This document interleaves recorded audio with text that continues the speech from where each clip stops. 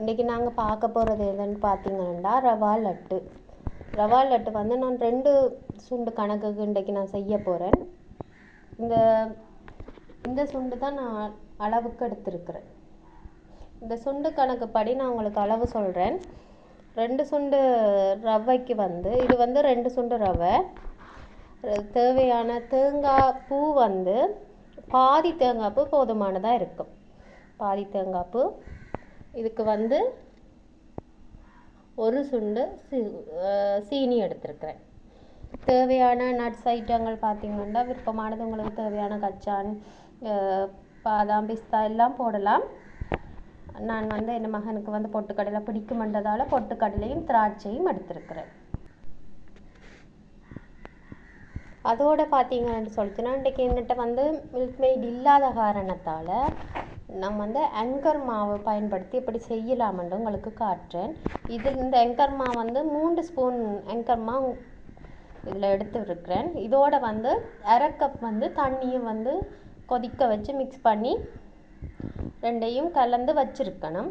அதுக்கப்புறம் தான் செய்ய ஆரம்பிக்கணும். முதல்ல வந்து நாங்கள் பாத்திரத்தில் எடுத்து நல்ல பாத்திரத்தை சூடாக்கி போட்டு ரவையை வந்து வறுக்க போகிறோம். சரியா?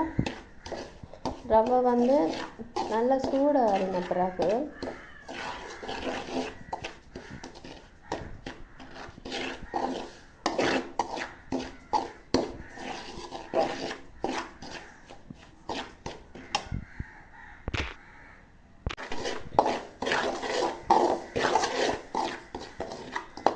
ரவை வந்து நல்ல முருகலாக பதமாக வறுபட்டுருக்குது. நாங்கள் வந்து இப்போ இதை எடுத்துட்டு தேங்காய் பூவை வறுக்க போகிறோம். சரியா? இப்போ தேங்காய் பூவை வந்து வறுக்க போகிறோம். பார்த்திங்கன்னா இதோட 3 ஏலக்காய் நான் வந்து சேர்த்துருக்குறேன். இங்கே வந்து இதமான சூட்டில் வந்து நாங்கள் என்ன செய்ய போகிறோம்னு சொல்லிட்டோன்னா மெல்ல மெல்லமாக வறுத்தெடுக்க போகிறோம்.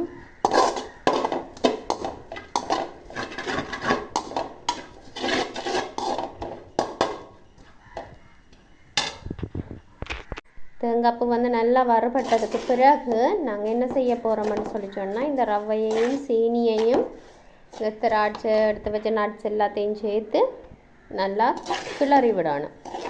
கிளறி விட்ட பிறகு அடுப்பை நிப்பாட்டிட்டு நாங்கள் வந்து வேறு பாத்திரத்துக்கு மாற்ற போகிறோம். ஏற்கனவே அங்கர் மாவை வந்து நாங்கள் சுடுதண்ணியோட கலக்கி வச்சுருக்கிறோம். அதை விட்டுட்டு நாங்கள் என்ன செய்ய போகிறோம்னா நல்லா கிளறி விட போகிறோம். இதுக்கு வந்து 1 சிட்டிகை உப்பு வந்து நாங்கள் சேர்க்க போகிறோம். இந்தளவு உப்பு சேர்த்தோம்னு சொல்லி சொன்னால் போதுமானதாக இருக்கும்.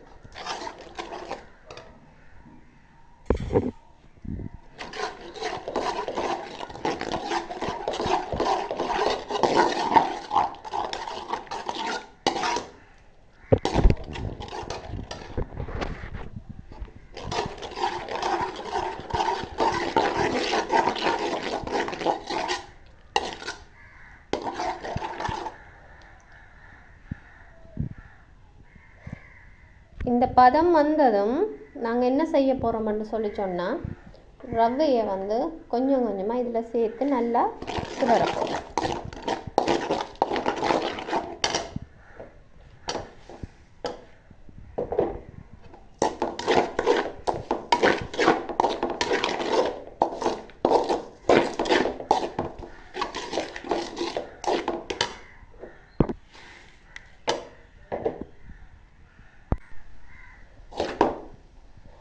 அன்றாக வந்து பதமாக வந்து கிளறிக்கொண்டே இருக்கணும். நாங்கள் கிளறிக்கொண்டு இருந்தால் தான் சரியான பதம் வரும் வரைக்கும் நாங்கள் கொஞ்சம் கொஞ்சமாக மிதமான சூட்டில் வச்சு கிளறிக்கொண்டு இருக்கோம். பார்க்க நல்லா வந்து எல்லாம் வந்து ஒன்றோட விட்டாமல்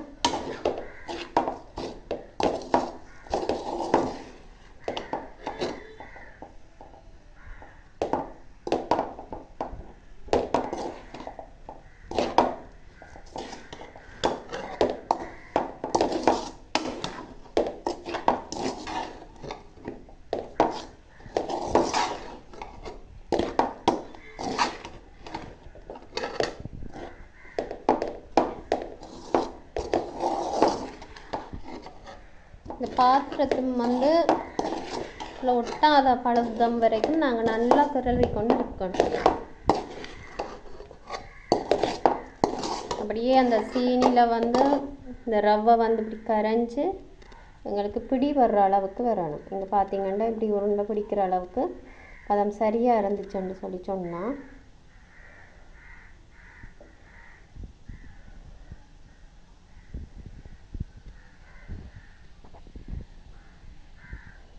இப்போ நாங்கள் வந்து அடுப்பை நிப்பாட்டலாம். நிப்பாட்டி போட்டு இனி வந்து நாங்கள் லட்டு பிடிக்க ஆரம்பிப்போம்.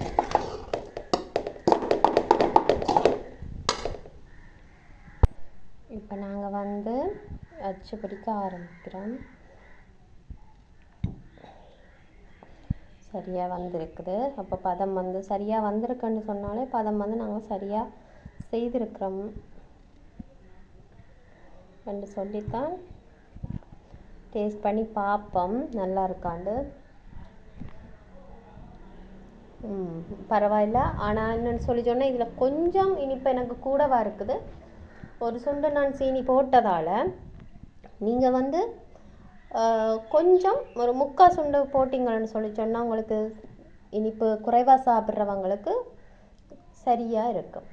Okay, thank you so much. இது வரைக்கும் நீங்கள் பார்த்ததுக்கு ரொம்ப நன்றி.